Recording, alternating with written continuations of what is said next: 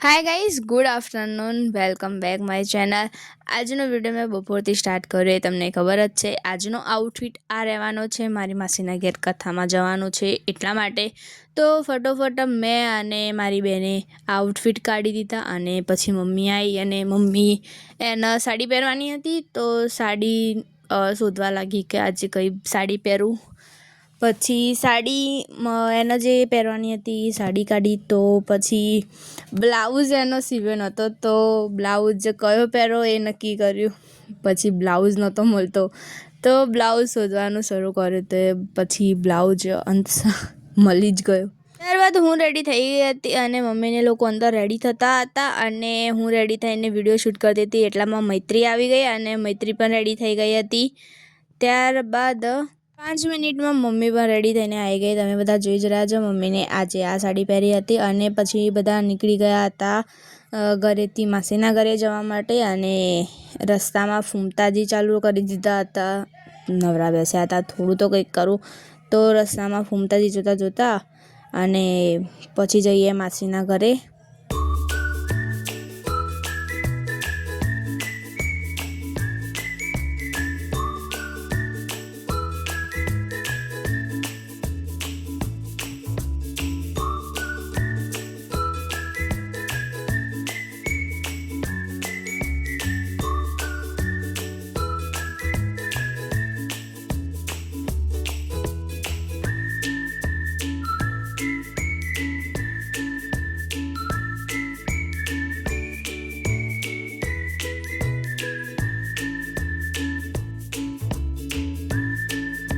અને ફાઇનલી માસીના ઘરે પહોંચી ગયા હતા। માસીના ફ્લેટનું નામ સહજાનંદ હાર્મોનિયમ છે એટલે ચેનપુરના ત્યાં આવેલું છે। અને પછી ફટોફટ ઉપર ગયા અને માસી અને મમ્મીએ મળી લીધું અને મહારાજ કથાની તૈયારી કરી રહ્યા હતા અને એરિયા કથાની તૈયારી કરે ત્યાં સુધી આટલા જ મહેમાન આવેલા હતા અને મમ્મીને એની બહેનપણીઓ પણ મળી ગઈ હતી અને એટલે અમે પહેલાં જૂના રહેતા હતા ને એ વખતની વાત એ વખતની બહેનપણી પણ મળી ગઈ હતી અને મહારાજને જોવે વસ્તુ માસી આપતી હતી ને જે એમને જોવે બધું આપ્યું ને બધું એમને રેડી કર્યું ને પણ હજુ પૂજાને સ્ટાર્ટ થવાની બહુ જ વાર હતી।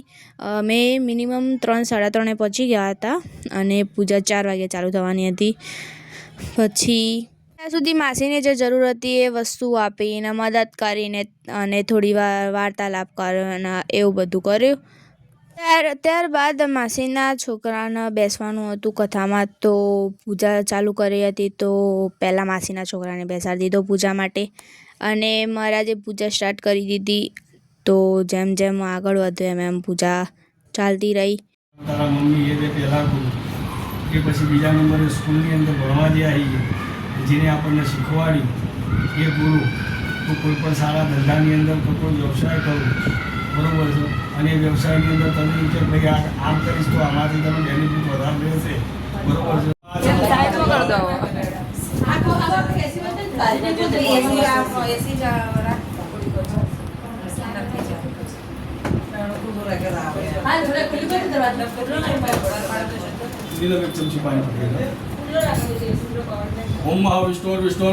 એક બાદ પૂજા ચાલુ હતી અને મૈત્રી જોઈ લો પૂજામાં બેસી હતી કે મોબાઈલ જોતી હતી કંઈ ખબર જ નથી પડતી તો એને મોબાઈલ જોતી હતી અને ત્યારબાદ હું નીકળી ગઈ હતી નવા વાડજ જવા માટે। મામાનું જે કોટ સેટ લાવ્યા હતા એમાં થોડું માપમાં થોડી મિસ્ટેક હતી તો એ બદલાવા જવાનો હતો તો ફટોફટ પહોંચી ગયા પણ અમારો જોતો હતો બ્લેક કલર પણ બ્લેક કલર મળ્યો નહીં પણ જે કલર મળ્યો એ લઈને નીકળી ગયા ઘરે આવવા એટલે કે મારા ઘરે કલોલ નહીં માસીના ઘરે રિટર્ન જવા માટે તો પછી નવા વાડજથી નીકળી ગયા ફરતી માસીના ઘરે જવા માટે અને જ્યારે માસીના ઘરે પહોંચીએ ત્યારે કથા પતી ગઈ હોય છે અને બધા પ્રસાદી લઈને ઘરે પણ જતા રહ્યા હોય છે પણ જે લોકો મહેમાન હોય એ મહેમાનનો જમણવાર હતો તો એ મહેમાન જમવા માટે રોકાઈ જાય છે અને અમે પણ રોકાયેલા જ હતા ત્યાં અને મેં પણ પ્રસાદી લઈ લીધી અને પછી બધી જે માસીની ફ્રેન્ડો મમ્મીની ફ્રેન્ડો હતી એ બધા ઊભા થઈ ગયા ફોટો શૂટિંગ માટે તો બધાએ ભેગા થઈને ફોટા પાડ્યા અને પછી રીલ્સો બનાવીને ઘણું બધું કર્યું અને ત્યાર પછી જમી બમીને ઘરે આવવા નીકળ્યા હતા તો જતાં થોડું ટ્રાફિક નડ્યું, પણ પહોંચી ગયા ઘરે. અને વળતા પણ ફૂમતાથી જ ચાલતા હતા અમારા ગાડીમાં. એમ કરતાં પહોંચી ગયા હતા ઘરે. તો મારો વ્લોગ અહીં જ એન્ડ કરું છું. મળીએ નેક્સ્ટ વ્લોગમાં. બાય ગાઈઝ, જય દ્વારકાધીશ.